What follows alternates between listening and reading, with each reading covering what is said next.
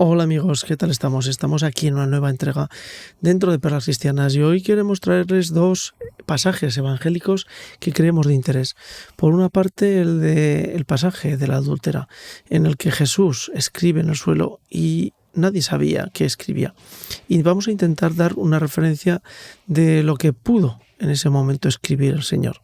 Y luego, por otra parte, el hecho de las tradiciones, cómo Jesús es capaz de diferenciar entre lo que es sagrado, lo que es el respeto de la ley y lo que es la tradición que los hombres van acumulando día tras día, sin más sentido que intentar, en muchas ocasiones, intentar escapar de los grandes mandamientos, de las grandes obligaciones que desde la tabla de Moisés se les había otorgado para conseguir la libertad. Vamos pues con este interesante comentario que seguro les va a interesar y mucho. Hay una imagen potente en el Evangelio de Juan, bueno, la de Jesús inclinado escribiendo en la arena y además lo hace dos veces. Uno se pregunta qué significa ese gesto justo cuando los escribas y fariseos le presentan a la mujer sorprendida en adulterio. Claramente buscaban poner la prueba, ¿no? Pues hoy vamos a intentar desentrañarlo, que este acto es enigmático y nos vamos a basar en el análisis de las fuentes. Circulan muchas teorías, ya sabes que se escribía los pecados, que sería forma de ignorarlos, en fin. Vamos a desgranar esto un poco, porque sí se dice mucho eso, ¿no? Quizá escribía los pecados de los acusadores, ahí suelo para avergonzarlos, o la idea simplemente hacía garabatos como, ignorando la situación. Son ideas populares, pero, tienen más historias. Es un buen punto de partida, sí. Históricamente ha habido varias interpretaciones, ¿eh? Algunos de los llamados padres de la Iglesia, estos escritores cristianos influyentes de los primeros siglos, sugirieron que era un gesto de indiferencia, casi de desdén hacia ellos. Otros, como San Jerónimo, por ejemplo, sí que consideraron esa posibilidad, la de que escribiera los pecados de los acusadores. Sin embargo, la lectura que, digamos, ha ganado más peso y que apoyan figuras como San Ambrosio, San Agustín y también muchos académicos modernos, es que se trataba de un acto profético, algo que conectaba directamente con el Antiguo Testamento. Un acto profético, pero ¿hay alguna conexión textual fuerte en el Antiguo Testamento que lo respalde? ¿O es más una interpretación que se construye después, sabes? Justo ahí queríamos llegar. La clave parece estar en el profeta Jeremías en el capítulo 17. Hay dos versículos que son cruciales aquí. El primero, el versículo 1. Dice algo así como: el pecado de Judá está escrito con cincel de hierro. Ya marca ni dono, pero es que más adelante el versículo 13 es, yo diría, aún más directo. Dice: Señor, esperanza de Israel, todos los que te abandonan fracasarán, los que se apartan de ti serán escritos en el polvo. Y añade el porqué: por haber abandonado al Señor, manantial de aguas vivas. En su contexto original, claro, ser escrito en el polvo era una imagen de condena, de un destino efímero, ¿no?, para los que abandonaban a Dios. Y esa conexión, claro, se vuelve muy significativa. Porque si no recuerdo mal, justo en el capítulo anterior de Juan 7, Jesús habla de aguas, de manantiales, de agua viva. Así que esos líderes pues intentaban desafiarle. Estaban de hecho rechazando el manantial de aguas vivas que tenían delante.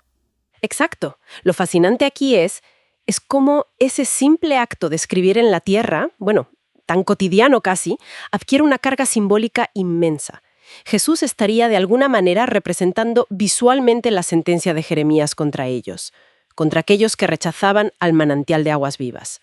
Su rechazo quedaba, por así decirlo, escrito en tierra.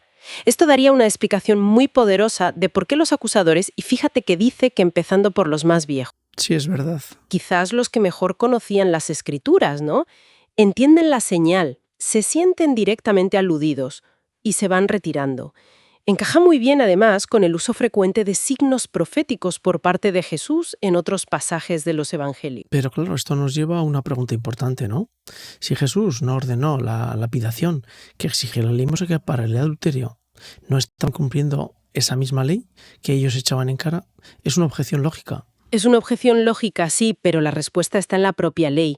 Deuteronomio, capítulo 17, versículo 6 es muy claro en esto. Dice que para ejecutar una pena capital se necesita el testimonio de 2 o 3 testigos.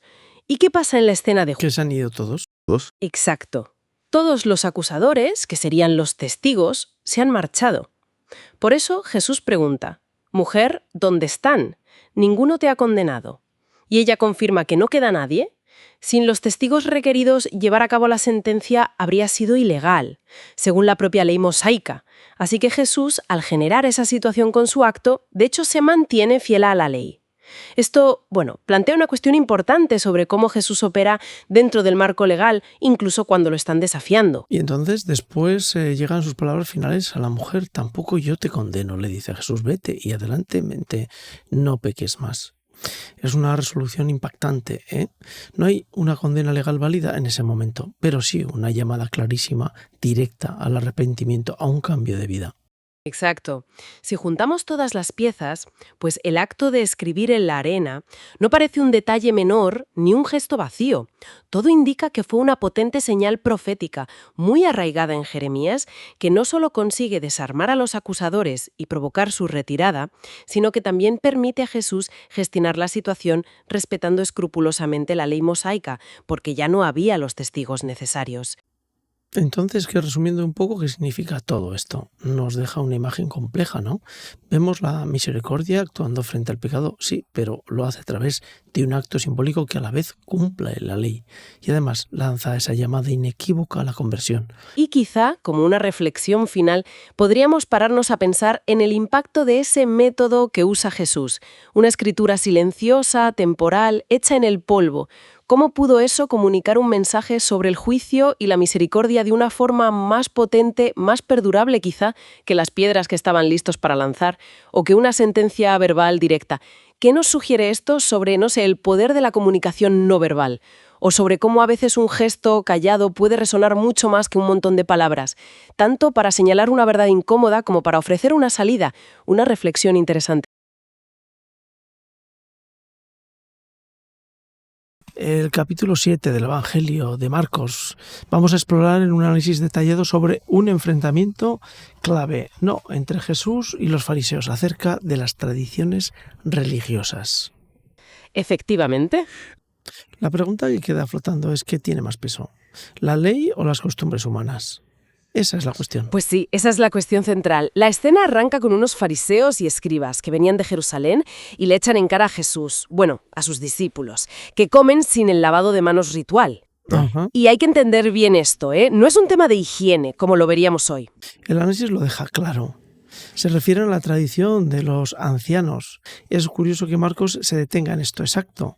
Les cuenta que muchos judíos, y los fariseos en particular, aplicaban ciertas normas de pureza del templo pues a la vida cotidiana, como lavarse las manos de una forma muy específica antes de comer o purificar cacharros. Eso es una costumbre muy, muy arraigada. Eso es, era una costumbre muy, muy arraigada, una interpretación piadosa sí, pero no estaba escrita tal cual en la ley de Moisés. Era una tradición añadida, vamos. El análisis destaca que cita al profeta Isaías. Directísima. Les llama hipócritas, así, de frente. Cita a Isaías para decirles, más o menos, este pueblo me honra con los labios, pero su corazón está lejos. Su culto es inútil porque enseñan doctrinas que son preceptos humanos. Y ahí viene la frase clave que recoge el análisis. Dejáis el mandamiento de Dios y os aferráis a la tradición de los hombres. De lo contundente, y para que se entienda mejor, pone un ejemplo muy correcto en este análisis que desmenuzamos. Sí, el ejemplo del corbán es demoledor. Explica cómo algunos usaban esta práctica, que consistía en declarar que tus bienes eran corbán, o sea, dedicados a Dios o al templo. ¿Y eso es lo que implicaba? Pues que bajo esa excusa algunos se libraban de la obligación de ayudar económicamente a sus padres ancianos. Un mandamiento fundamental, claro. Usar una dedicación a Dios para incumplir el mandato fundamental, honrar a los padres. Una hipocresía. Exactamente. Jesús les dice, anuláis la palabra de Dios con vuestra tradición. Y añade que hacían muchas cosas parecidas. Es una crítica muy severa a cómo una práctica humana puede, vaciar de sentido la ley divina. Después de esta confrontación, Jesús se dirige a la multitud, y lanza una idea que debió sonar, revolucionaria. Totalmente. Les dice algo así como, escuchadme todos y entended. O sea, la comida, por ejemplo. Nada que entra de fuera puede contaminar a una persona. El análisis que estamos viendo sobre un giro radical, ¿verdad? Por el foco de la pureza moral interna. Exacto. Sino lo que sale de dentro, del corazón del hombre salen los malos pensamientos, las fornicaciones, robos, homicidios, adulterios, bueno, toda una lista. Claro, eso una obra de... Entonces el problema real no es la comida en sí, ni siquiera el lavado de las manos ritual, ¿no? Como Precisamente, prioriza la contaminación moral, la que nace del corazón, sobre la contaminación ritual o física externa. Y de hecho, Marcos añade un comentario editorial muy importante. El evangelista dice: así declaraba puros todos los alimentos. Un añadido que para la iglesia primitiva, con la entrada de los gentiles, fue crucial. Ujú. Llegados a este punto del análisis, planteo una pregunta clara. ¿Significa esto que Jesús condena cualquier tradición? ¿Es un argumento para solamente alguien? No, el problema de fondo que Jesús ataca es la hipocresía. ¿O las que quitan importancia? Es el darle una importancia desmesurada a cumplir normas externas, a veces secundarias, mientras se pasan por alto los mandamientos fundamentales, los principios éticos y espirituales. Ujú, entiendo. O sea, no es una condena a la tradición en bloque. De hecho, en el análisis recuerda que Jesús mismo participa en tradiciones judías.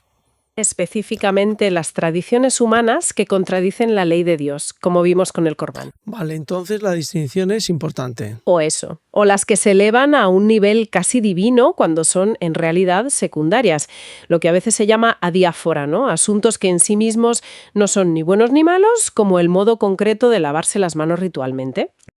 Claro, celebra la Pascua y lo hace con elementos que eran ya costumbre, como el uso del vino en la cena, y en otro evangelio, en Mateo, incluso dice que hay que hacer caso a los maestros de la ley cuando enseñan desde la cátedra de Moisés, aunque critica su incoherencia, su hipocresía. Y aquí el análisis introduce otra distinción, apoyándose en San Pablo.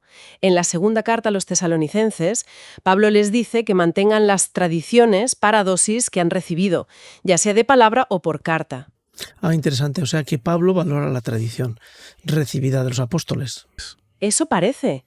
Y esto lleva a muchos a diferenciar entre las tradiciones de hombres, que pueden ser buenas, malas o indiferentes, pero son humanas, y la tradición apostólica, a veces con T mayúscula, que se entiende como la transmisión viva de la enseñanza de Jesús y los apóstoles. En el análisis menciona brevemente cómo ve esto, la perspectiva católica, ¿no? Sí, indica que el catecismo distingue entre esa gran tradición apostólica, con T, considerada fuente de revelación junto a la Escritura, y las tradiciones menores, con T, costumbres litúrgicas, disciplinarias, devocionales, que son valiosas pero pueden cambiar. T mayúscula, T minúscula, autoridad de la Iglesia, el magisterio, que sería lo más importante dentro de todo esto. Esa es la idea que presenta, discernir lo esencial de lo accesorio, lo permanente de lo cambiante.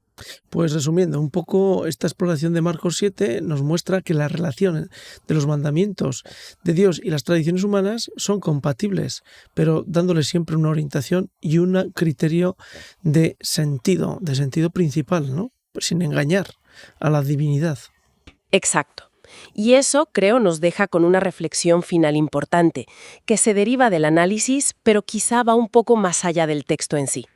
¿Cómo hacemos hoy en cualquier sistema de creencias o incluso en la ética secular Sí. para distinguir entre los principios fundamentales, lo esencial y todas esas costumbres, reglas, normas acumuladas que a veces sin darnos cuenta pueden acabar oscureciendo o incluso contradiciendo lo más importante?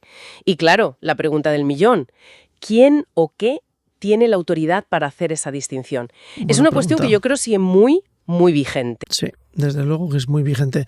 Bueno, pues hasta aquí hemos llegado en este intento de dar un poquito más de luz con estos dos pasajes evangélicos que seguro a ustedes les va a ayudar a entender qué diferencias hay entre la tradición con T mayúscula y con T minúscula y por qué Jesús supo dar el perdón a la mujer adúltera. Hasta la siguiente. Chao.